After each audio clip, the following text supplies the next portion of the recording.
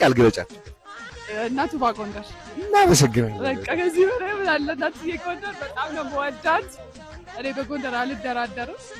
በጣም ነው የምወዳት ጎንደሬዎች በጣም ነው የምወዳችሁ ፍቅራችሁ ክብራችሁ ብቻ ለሰ ጎንደር አውርቼ አልጠግብ ጎንደሬ በመሆኔ በጣም ደስ ይለኛል